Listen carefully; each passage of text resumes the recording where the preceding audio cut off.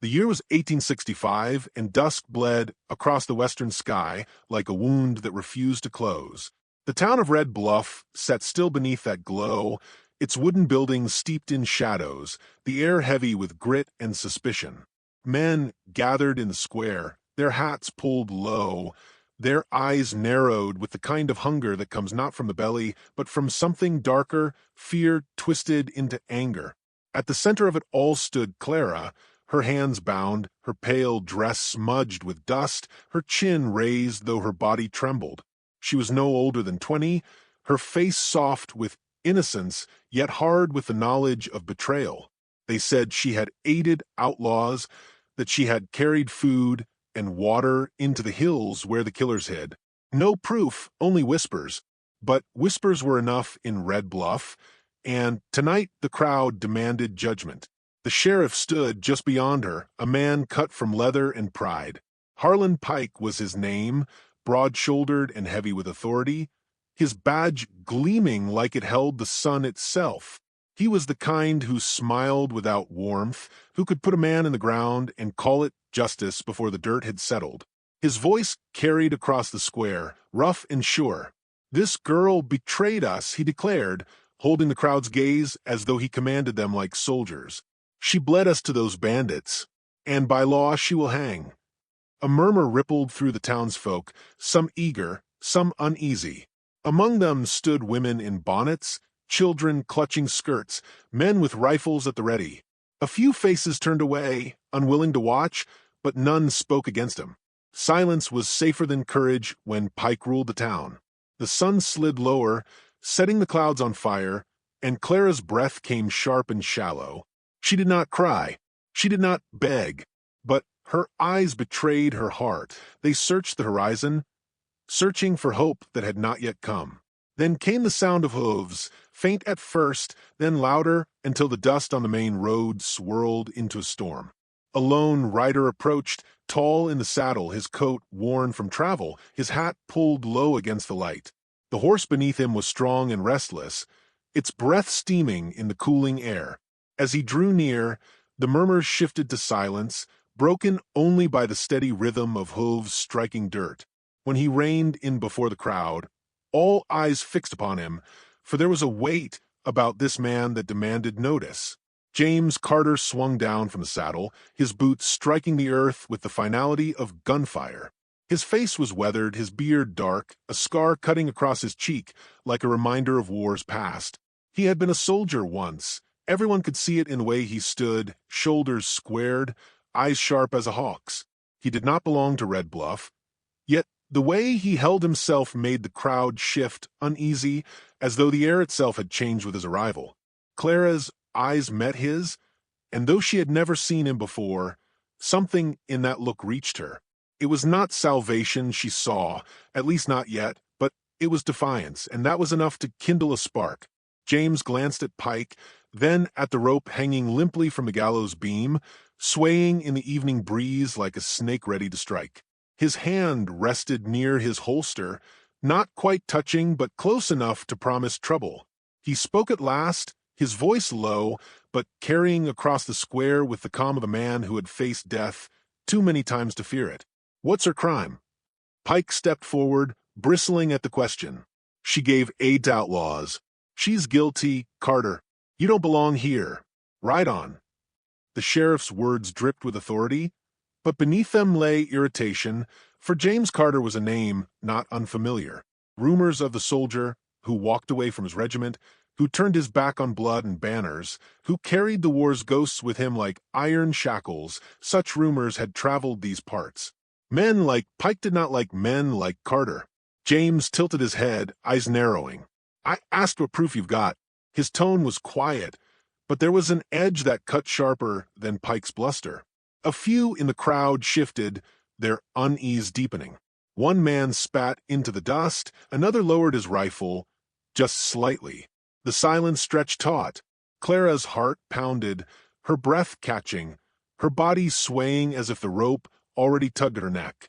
For a moment she believed this stranger might turn away, like so many others. But then his gaze settled on her, steady, unwavering. Something inside him hardened. She's not hanging, James said, his hand now resting firm on the worn grip of his revolver. Pike's eyes narrowed, and the crowd buzzed like stirred hornets. "Step aside," Pike growled. "This town don't need your kind of trouble." James didn't move. The fading light burned gold across his features, shadowing his scar, igniting his eyes with something fierce. "You'll have to kill me first." Gasps rippled through the square. A woman covered her child's ears. Men tightened their grips on rifles. Pike's jaw clenched, his hand twitching near his own weapon, but he hesitated. He had the crowd. He had the numbers. But he did not have the calm certainty James carried like a shield. And in that hesitation, the moment cracked open. James swung himself back into the saddle with practiced ease, reaching down and pulling Clara up before anyone could stop him. She gasped, her body pressed against his as he turned the horse with a sharp kick. Pike shouted, "Stop them!" but the first rifle cracked too late. Dust erupted beneath pounding hooves, smoke curling through the air as gunfire broke the night silence. The horse thundered forward, bullets whistling past, sparks flaring where lead struck stone. Clara clung to him, her fingers digging into his coat, her heartbeat wild against his chest. He leaned low, his hat shielding her as he drove the animal hard through the chaos, out beyond the reach of Red Bluff's grasp. Behind them, Pike roared, fury lighting his face red against the dying sun. "Bring me Carter's head, and the girl with it." His voice carried after them, bitter as ash. The mob scattered in the dust, men shouting, horses saddled in haste, but James and Clara were already vanishing into the wild, swallowed by shadow and silence, the town left trembling in their wake. And so began the chase that would test every heart it touched, a chase born from one man's refusal to stand aside and one girl's desperate fight for life. The night closed around them like a fist, the desert stretching out in endless silence save for the pounding of hooves and the sharp rasp of their own breath. James Carter rode hard, the muscles in his jaw tight as steel, every sense straining for danger.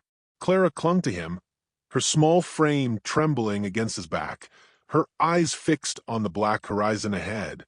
Behind them, faint but certain, came the echo of pursuit. Men shouting, horses driven mercilessly, the chase begun. The moon slid out from behind the clouds, casting its silver light across the land, revealing sharp ridges, dry riverbeds, and shadows deep as graves. James knew the odds, they had numbers, and he had only speed and stubborn will.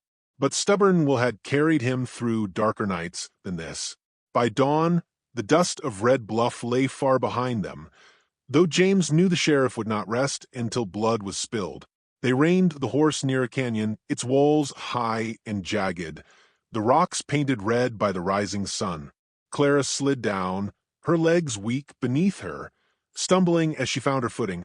James tied the horse, his hands moving with soldier's precision, his eyes scanning the ridges for signs of movement.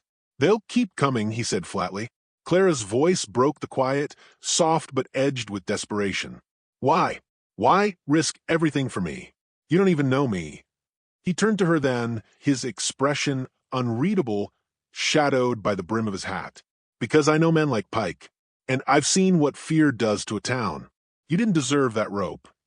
His words were plain, without flourish, but there was weight behind them, the kind that came from living too long with regret. Clara lowered her gaze, the dust swirling around her boots. She wanted to believe him, yet doubt gnawed at her. She had seen men change their minds quick enough when threatened, when gold or power dangled before them. But there was something in James's steady eyes that made her want to trust, though trust was a luxury she had not known in years.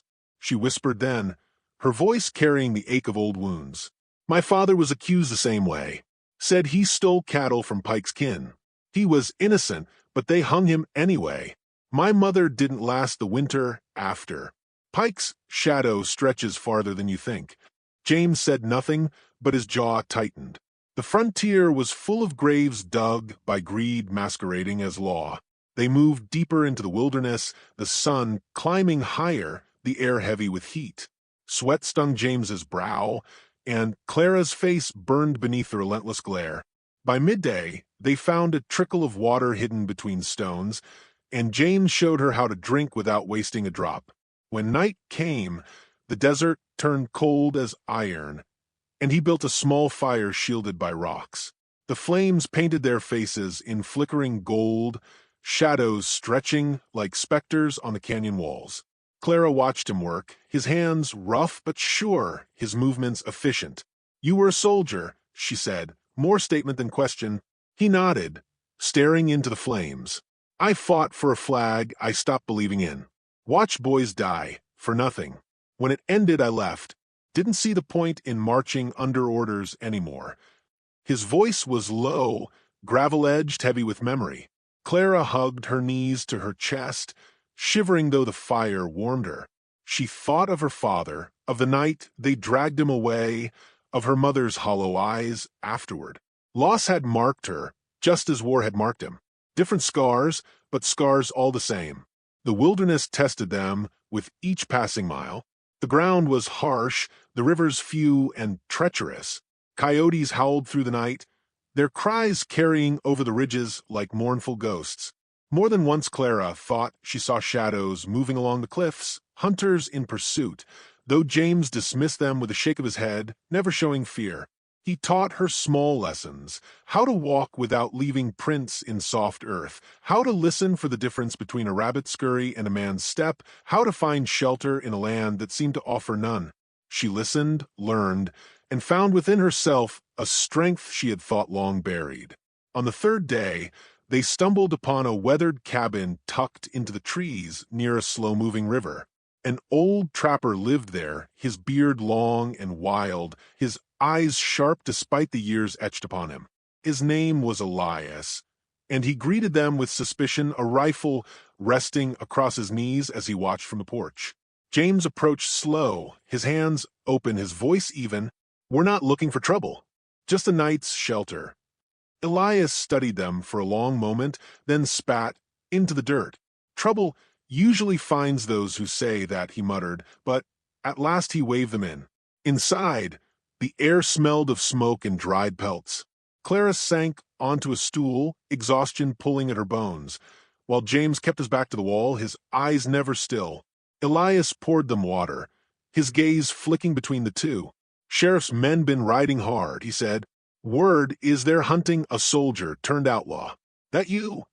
James did not answer directly, only said, "We're hunted, yes, but not guilty." The trapper grunted, unconvinced, but offered no more questions. Before dawn, as James prepared their horse again, Elias gave him a piece of advice, his voice low and grave. "Past don't matter much out here. Only what a man chooses now. Just remember that." James nodded once, though his eyes darkened with thought. They left the cabin behind, following the river south. The land grew rougher, the canyons deeper, the trees fewer. And then, near dusk, came the riders. James heard them first, the thunder of hooves echoing off stone, the shouts carried by wind. Pike's men, a half-dozen strong, their silhouettes sharp against the dying sun. There was no time to run. James shoved Clara toward the water, shouting for her to stay low. As the first bullets cracked through the air, he drew his revolver, the steel gleaming, and fired with the precision of a man who had lived too long with death as a companion. The fight was chaos, shouts, screams, the stench of powder thick in the air. 2 men fell, their bodies tumbling from their saddles, but another shot tore through James's side, hot pain searing him. He staggered but did not fall, his hand steady even as blood spread across his shirt. Clara crawled from the river's edge, her face pale, with terror, yet she did not run. She grabbed his bandana, pressed it hard against the wound, her hands trembling as she tried to stop the bleeding. "Don't you die," she whispered fiercely, tears cutting through the dust on her cheeks. James met her eyes, his breath ragged but his voice steady. "They won't stop. Not until Pike is finished." The last of the riders turned and fled, their courage spent in the face of a man who would not yield. Silence fell, broken only by the river's whisper and Clara's sobs. James leaned against a rock, his body heavy, his blood seeping into the earth, yet his gaze was unbroken.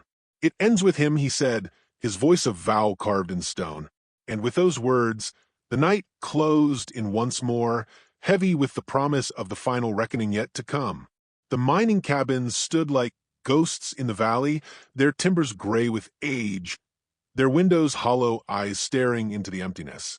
James Carter leaned against the splintered doorframe of one, the weight of his wound dragging on him like chains. Clara sat close, her hands stained with his blood from tending him as best she could, her face lit by the orange glow of a fire she had built with trembling hands. The night air pressed cold against them, sharp with the smell of pine and smoke. James's breath came ragged, but his eyes were alive, fierce even as the pain gnawed at him.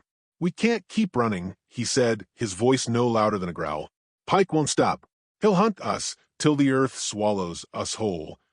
Clara wrapped her arms around herself, staring into the flames. She had thought of little else since the fight at the river, since the blood spilled into her hands. She had known fear before. But this was different. This was the fear of losing the only person who had stood for her when the world demanded her death. Her voice was steady when it came, though her heart quaked. "Then we make our stand, here, together." James turned his head, his scar catching the firelight, his eyes narrowing at her words. For a moment he saw not the fragile girl accused of betrayal, but a woman hardened by loss, unbroken by fear. A silence stretched between them, heavy but not empty. Then he nodded once. Together. They spent the night preparing. James taught her how to load the revolver, how to steady her hands, how to breathe before the shot. She listened, her brow furrowed with determination, though her fingers trembled each time the cold metal clicked into place. Outside, he set traps among the rocks, strung wire across narrow paths, stacked logs ready to roll down the slope. His body screamed with each movement, blood seeping from his bandaged side, but he did not stop. Pain was nothing new to him. He had lived too long with it as a companion. Clara followed his every step, carrying wood, gathering stones, her resolve carved deeper with each passing hour. When at last they sat together in the silence before dawn, there was no more fear in her eyes, only fire. The sun rose slow and red, painting the sky with the promise of blood. By mid-morning, dust rose on the horizon. Clara saw them first, her breath catching as shapes emerged from the haze. Riders, a dozen or more, their rifles glinting in the light. At their head rode Sheriff Pike, his frame broad in the saddle, his hat casting his face into shadow, his presence as heavy as the gallows beam he had once promised her. He raised a hand, and the riders slowed, spreading wide across the valley mouth like a net closing tight. His voice carried, booming against the canyon walls. "Carter, you've had your run.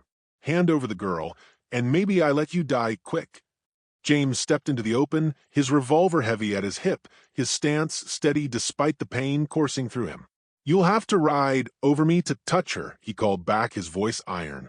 Pike laughed, a sound without humor. "Then so be it." He dropped his hand, and the valley erupted. The first shots cracked like thunder, dust exploding as bullets struck rock. James fired back, each shot measured, precise. One rider fell, then another, their bodies tumbling from a saddle. Clara crouched behind a boulder, her heart pounding in her ears, her hands clutching the revolver James had given her. She wanted to scream, to hide, but instead she remembered his words, steady and sure. Breathe, then squeeze. When a rider broke through the smoke, charging straight toward James with his rifle raised, Clara rose, breath held, and fired. The gun bucked in her hand, the sound deafening, and the rider toppled from his horse, his body thudding against the dirt. She stared at the weapon in shock, her chest heaving, but James's voice cut through the chaos. "Good girl. Again if you have to." The fight raged, traps sprung, logs crashed down, horses screamed as men fell beneath them. Smoke and dust thickened, turning the air into a storm of grit and fire. James fought like a man possessed, each step deliberate, each bullet another promise kept. But for every man who fell, more pressed forward. And soon Pike himself rode through the haze, dismounting with the heavy grace of a predator. His rifle barked, the shot tearing into the cabin door near Clara, splinters flying. He threw the rifle aside, drawing his pistol, his eyes fixed on James with a hunger that had nothing to do with law. The two men faced each other across the wreckage, silence falling for a heartbeat as the world narrowed to them alone. Pike sneered, his voice thick with contempt. "Always knew you were a traitor, Carter. First your army, now your kind. You don't stand for nothing but yourself." James's chest rose with labored breath, his hand steady on the revolver. "I stand for her." They moved as one, pistols flashing, the shots echoing like cannon fire.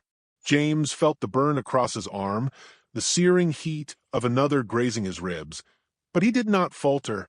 Pike's aim was fierce, but his pride was his weakness, his rage pulling him too close, too quick. James dropped to one knee, steadied his breath, and fired. The bullet struck true, slamming into Pike's chest. The sheriff staggered, his eyes wide with disbelief, the pistol slipping from his hand. He fell back into the dust, his breath rattling, his gaze locked on the sky he would never claim again. The valley stilled. The last of Pike's men, seeing their leader fall, scattered into the hills, their courage broken.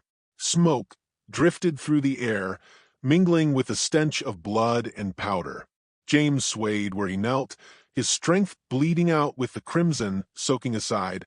Clara rushed to him, dropping beside him in the dirt, her hands clutching his face as though she could hold him to the earth by will alone. "Stay with me," she pleaded, her tears streaking through the grime on her cheeks. "Don't you dare leave me now."